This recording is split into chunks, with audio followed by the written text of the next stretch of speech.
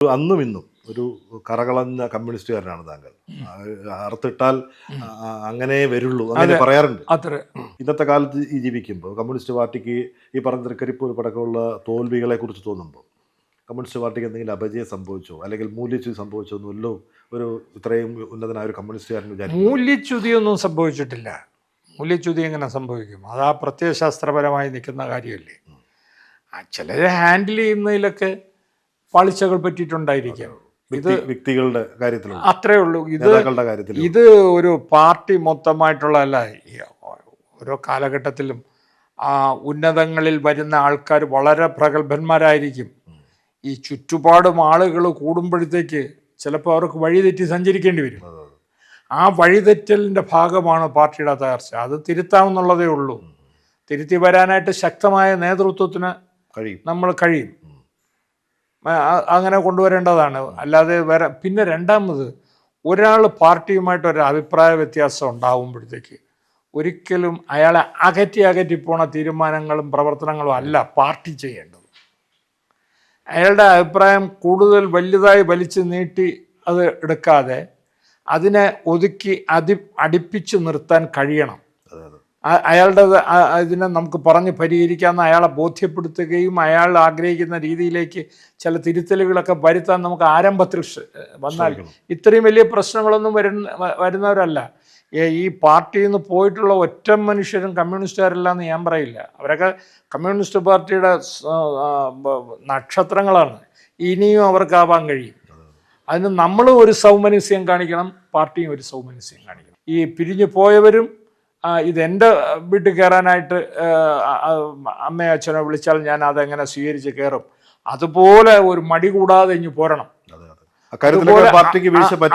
അതുപോലെ എന്താ വിളി കിടന്ന് കറങ്ങണ കയറ് എന്ന് പറയുന്ന ഒരു ലാഘവത്തോടുകൂടിയെങ്കിലും അവരെ സ്വീകരിക്കാൻ പാർട്ടിയും തയ്യാറാവണം. അല്ലാതെ അവരെ ഉടൻ തന്നെ കുലം കുത്തി മറ്റവൻ മറിച്ചവൻ എന്നൊക്കെ വിളിച്ചിരുന്ന ഇവിടെ ആരാണ് കുലകുത്തി അല്ലാത്തത്? ഇതിനകത്ത് നിന്നുകൊണ്ട് ഈ നിലയാക്കിയവരെല്ലാം കുലകുത്തിയുള്ളതെന്ന് പറയേണ്ടി വരില്ലേ? അകത്ത് നിൽക്കുന്നതുകൊണ്ട് മാത്രം ഇല്ല എന്ന് പറയാനായിട്ട് പറ്റുമോ? പറ്റില്ല.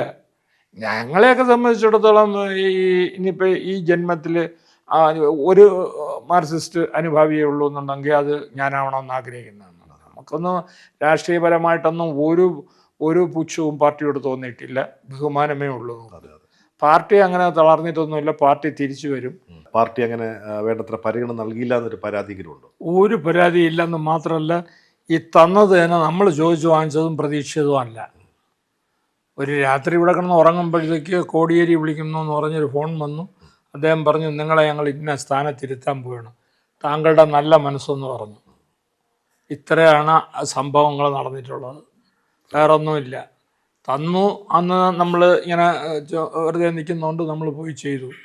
ഇറങ്ങി വന്നത് എന്നെ ആരും പോകാൻ പറഞ്ഞില്ല. പിന്നെ വന്ന മന്ത്രി ഉണ്ടല്ലോ, ആദ്യത്തെ 5 വർഷം കഴിഞ്ഞ് വന്ന മന്ത്രി, ആദ്യത്തെ വരവേ നമ്മളുമായിട്ട് ഉള്ള ആ സംസാരം ശരിയല്ല. അപ്പോൾ അതുകൊണ്ട് ഞാൻ അദ്ദേഹത്തിൻ്റെ അടുത്ത് പോയി. അവിടെ റെക്കോർഡുണ്ട്. ഞാൻ ഒരു നോട്ട് എഴുതി ഇട്ടിട്ടുണ്ട്, ഒരു പേജ്.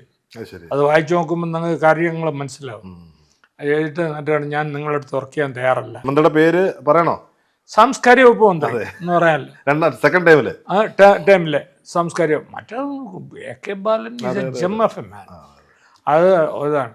അത് ഞാൻ നിങ്ങളോട് വർക്ക് ചെയ്യാൻ തയ്യാറല്ല, എന്നെ വിട്ടേക്കൂ. കാരണം നമ്മൾ ആ രീതിയിലല്ല ഇവിടെ. സ്വന്തം വീട്ടുകാര്യം ചെയ്യുന്നതിനേക്കാളും ആത്മാർത്ഥതയോടുകൂടി ചെയ്തതാണ്.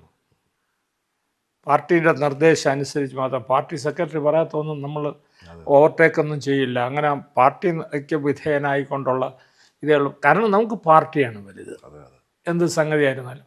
എനിക്ക് എൻ്റെ രാഷ്ട്രീയ ജീവിതത്തിൽ ഞാൻ ഈ പാർട്ടിക്ക് വേണ്ടി വന്ന എൻ്റെ ചെറുപ്രായത്തിൽ വന്നവനാണ് ഞാൻ. അന്ന് മുതൽ ഇന്ന് വരെ അത് തന്നെ. ഇതിനിടയ്ക്ക് എനിക്ക് വന്നിട്ടുള്ള രാഷ്ട്രീയ തലങ്ങളിൽ നിന്ന് പല ഓഫറുകളും കിട്ടിയിട്ടുണ്ട്. ചിരിച്ചിട്ട് ഒക്കെ വേറെ ആളുകളോ ആയിക്കോളൂ ഒറ്റ വാക്കിൽ നിർത്തും. പാർട്ടി എപ്പോഴെങ്കിലും മത്സരിക്കാൻ ആവശ്യപ്പെട്ടിട്ടുണ്ടോ? ഒരു ദിവസം ഈ ഇവിടെ വട്ടിയൂർക്കാവിൽ മറ്റേ പ്രശാന്തിനെ സെലക്ട് ചെയ്യുന്നതിന് മുൻപ് അവർ എൻ്റെ പേരാണ് വച്ചിരുന്നതെന്ന് പറഞ്ഞാൽ എന്നെ വിളിപ്പിക്കുമ്പോഴത്തേക്ക് അദ്ദേഹം താമര ബിരിയാണുണ്ടല്ലോ പോത്തങ്കോട്, അവിടെ ഒരു ആശുപത്രി ഉണ്ടല്ലോ, ആയുർവേദ ആശുപത്രി, ആശ്രമത്തിലെ ആശുപത്രിയിൽ ഇദ്ദേഹം ക്യാൻസർ രോഗിയായിട്ട് കിടക്കുകയാണ്. പിന്നെ കോടിയേരി. ജീവിച്ചിരിക്കുന്ന ഒരാളുണ്ട് അതിനകത്ത് എന്നോട് സംസാരിക്കുമ്പോൾ അത് അദ്ദേഹത്തിൻ്റെ മകൻ കോടിയേരി, ബിനീഷ് കോടിയേരി. വിളിച്ച് ചോദിച്ചാൽ മതി. എന്നെ വിളിച്ചിട്ട് പറഞ്ഞു വട്ടിയൂർക്കാവിലെ കാര്യങ്ങളൊക്കെ ഇങ്ങനെ സംസാരിച്ചു വന്നു. ചില കാര്യങ്ങളൊക്കെ പറഞ്ഞപ്പോൾ ഓരോരോ അഭിപ്രായ വ്യത്യാസമെല്ലാം കഴിഞ്ഞിട്ട് വട്ടിയൂർക്കാവിൽ ഞങ്ങൾ തീരുമാനിച്ചു എന്ന് പറഞ്ഞാൽ പാർട്ടി തീരുമാനിച്ചു. അതാരാ? നിങ്ങൾ തന്നെയാണ് കാൻഡിഡേറ്റ് എന്ന് പറഞ്ഞു. അപ്പോൾ അങ്ങനെ പറഞ്ഞു, എന്നെപ്പറ്റി ഇവിടെ ഒരു സർവേ നടത്തി, നിങ്ങൾക്ക് വിരോധികൾ കുറവാണ്, നല്ല രസകരമായി നിങ്ങൾ കമ്മ്യൂണിസം പ്രസംഗിക്കും, നിങ്ങൾ രാഷ്ട്രീയം പ്രസംഗിക്കും, നിങ്ങൾ വിവരമുള്ളവനാണ്, നിങ്ങൾ വിരോധികളൊന്നുമില്ല, നിങ്ങൾക്കൊരു പ്രത്യേക ബഹുമാനം എല്ലായിടത്തും ഉണ്ട്, ഇഷ്ടവുമുണ്ട്. അതുകൊണ്ട് ഞങ്ങൾ സർവേ നടത്തി പാർട്ടി അവിടെ നിന്ന് ലോക്കലിൽ നിന്ന് നിർദ്ദേശിച്ചത് നിങ്ങളുടെ പേരാണ്, അവിടെ നിങ്ങളാണെന്ന് പറഞ്ഞു. ഞാൻ ഉടനെ കുമ്പിട്ടിട്ട് പറഞ്ഞു, സാറേ എനിക്ക് അതിനൊന്നും യോഗ്യതയില്ല, യോഗ്യതയില്ല, എന്നെ നിർത്തരുത്, ഞാൻ വരില്ല. ഞാൻ MLA മന്ത്രിയാവാൻ ആഗ്രഹിക്കുന്ന ആളല്ല. എനിക്ക് പാർട്ടി സ്നേഹമേ ഉള്ളൂ. പിന്നെ നിങ്ങൾ ഈ ചെയർമാൻ പോലെയുള്ളതൊക്കെ തന്നെന്ന് വെച്ച് കഴിഞ്ഞാൽ ഞാൻ ഒരു ഗവൺമെൻറ് സർവൻ്റ് ആയിരുന്നവനാണ്, KSRO ഒക്കെ അറിയാം. അപ്പോൾ എന്നൊക്കെ അങ്ങനെയുള്ള കാര്യങ്ങളൊക്കെ ചെയ്യാൻ സാധിക്കും. അതൊക്കെ അത് മതി, അതിനപ്പുറം എനിക്ക് വേറെ ഒന്നും വേണ്ട. നിങ്ങളുടെ ഈ സ്നേഹം മാത്രം മതി. പിന്നെ നിങ്ങൾ വിളിച്ചിട്ട് അവിടെ പ്രസംഗിക്കണം ഇവിടെ പ്രസംഗിക്കണം എന്നൊക്കെ പറഞ്ഞാൽ തീർച്ചയായിട്ടും ചെയ്യാം. അതിനെനിക്ക് ആരുടെയും ശിക്ഷണം വേണ്ട. ഞാൻ ശരിക്കും വായിക്കുകയും പഠിക്കുകയും ചെയ്തിട്ടുള്ള ആളും ജീവിതാനുഭവം കമ്മ്യൂണിസമായിട്ട് വളരെ വന്നിട്ടുള്ളൊരു കുടുംബത്തിൽ നിന്നൊക്കെ വന്നിട്ടുള്ള ആളുമാണെന്ന് പറഞ്ഞു. അപ്പോൾ അദ്ദേഹം എൻ്റെ അടുത്ത് പറഞ്ഞു, അങ്ങനെയാണെങ്കിൽ നിങ്ങളെപ്പോലെ ഒരു സെലിബ്രിറ്റിയെ അവിടെ ഉണ്ടെങ്കിൽ എൻ്റെ അടുത്ത് കൊണ്ടാക്കും, അത് സ്ത്രീകളായിരുന്നാൽ കുറച്ചുകൂടെ നല്ലതെന്ന് പറഞ്ഞു. ഞാനാരെ കൊണ്ടുവിടാനായിട്ട്. കുറേ കഴിഞ്ഞപ്പോഴത്തേക്ക് അവർ പ്രശാന്ത് പിറ്റേ ദിവസം കാലത്ത് ഇവിടെ ലോക്കൽ നേതാക്കന്മാരെല്ലാം കൂടെ ഇവിടെ വന്നു.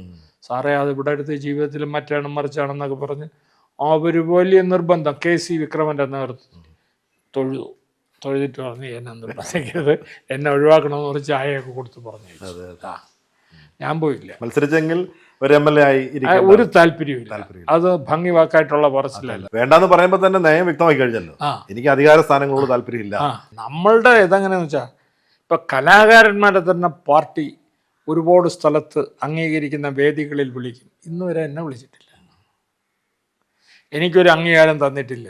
അത് നിങ്ങൾ എവിടെയെങ്കിലും നോക്കണം. എനിക്ക് 151 പടം ഇതും ഡോക്യുമെൻ്ററികളും ഷോർട്ട് ഫിലിംസും സീരിയലിൽ അഭിനയവും എല്ലാം ചെയ്തിട്ടുള്ള ഒരാൾ, പ്രൊഡ്യൂസ് ചെയ്തിട്ടുള്ള, ഡയറക്റ്റ് ചെയ്തിട്ടുള്ള, എഴുതിയിട്ടുള്ള 4 പുസ്തകങ്ങൾ എഴുതി കഴിഞ്ഞാൽ എനിക്ക് അർഹിക്കുന്ന ഒരു മീഡിയ അറ്റൻഷൻ കിട്ടിയെന്ന് താങ്കളൊരു മീഡിയ പ്രവർത്തകൻ എന്നുള്ള നിലയിൽ പറയൂ? ഇല്ല, 100% ഇല്ല.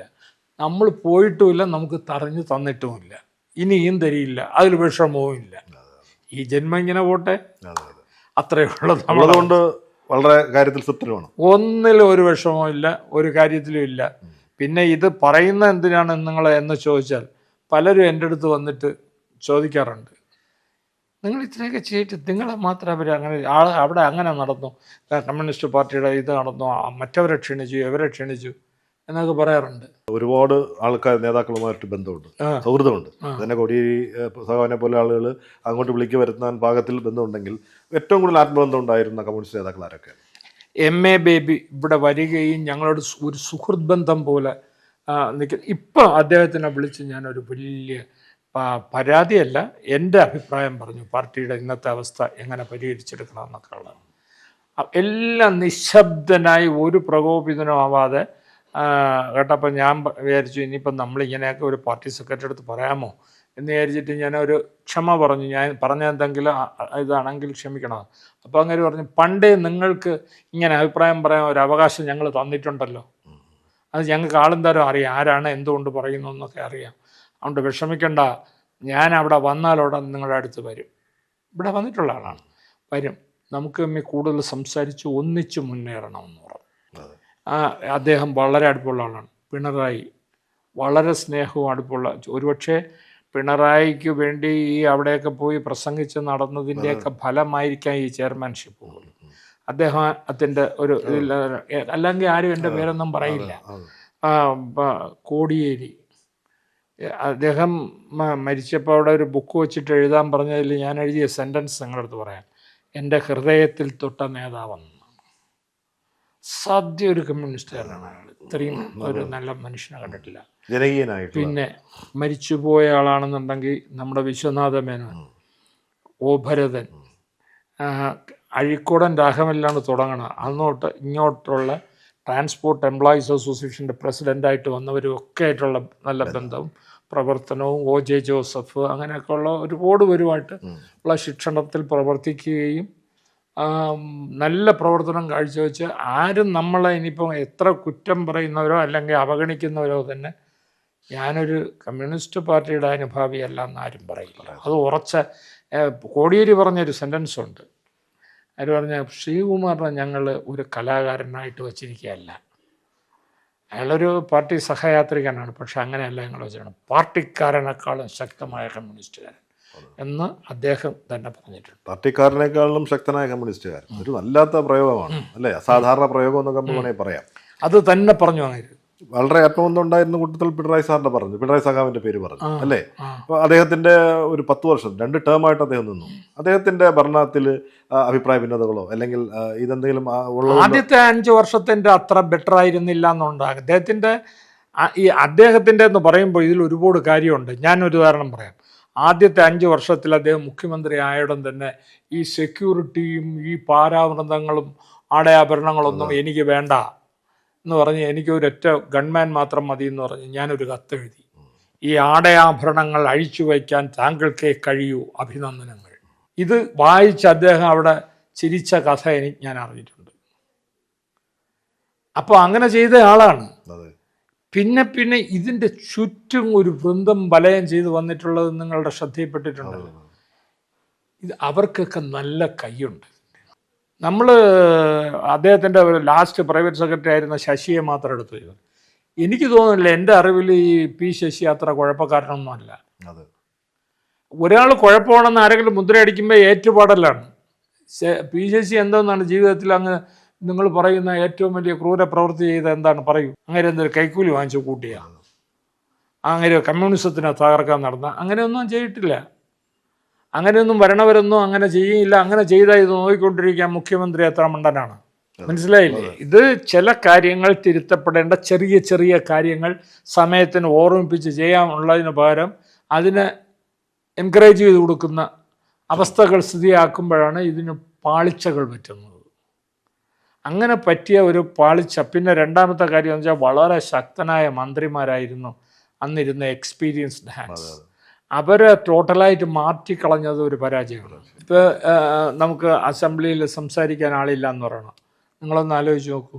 ധനമന്ത്രിയായിരുന്ന അദ്ദേഹം ഉണ്ടല്ലോ, ഐസക് തോമസ്, അവർ ജി സുധാകരനൊക്കെ അസംബ്ലിയിൽ ഉണ്ടായിരുന്നെങ്കിൽ ഇത് ഗതി വരൂ. അപ്പോൾ അങ്ങനെ കൊള്ളാമെന്നുള്ളവർ ഇഷ്ടം പോലെ പാർട്ടിക്കകത്തുണ്ട്. അവരൊക്കെ വരണം, വന്ന് ഇതൊക്കെ മാറും. ശൈലജ ടീച്ചറുണ്ട്, എല്ലാവരും ഉണ്ട്. എല്ലാവരും നമുക്ക് വേണ്ടപ്പെട്ടവരാണ്. അവരാരും അങ്ങനെ മോശക്കാരൊന്നും അല്ല. ഈ ഗോവിന്ദ മാഷെ പറ്റി വളരെ മോശമായിട്ട് എല്ലാവരും പറയുന്നു. അദ്ദേഹത്തിനെ പറ്റി ഒരു സമയത്ത് അദ്ദേഹം പാർട്ടിയുടെ മറ്റേ ഇത് താത്വിക ആചാര്യൻ എന്ന് വരെ ആളുകൾ പാടിക്കൊള്ളുന്നില്ലേ. ഇപ്പം ഇത് പറയണം. അങ്ങനെ അൾട്ടിമേറ്റായിട്ട് ഒരാളെ നമ്മൾ തള്ളി പറയേണ്ട ആവശ്യമില്ല. അതാണ് ഞാൻ പറയണത്. അത് ഞാൻ തുറന്ന് ഞാൻ പറയാത്തതാണ്. ആ തെറ്റുകൾ എന്തെന്നൊക്കെ എനിക്കറിയാം. അത് പൊതുവേദിയിലല്ല പറയേണ്ടത്.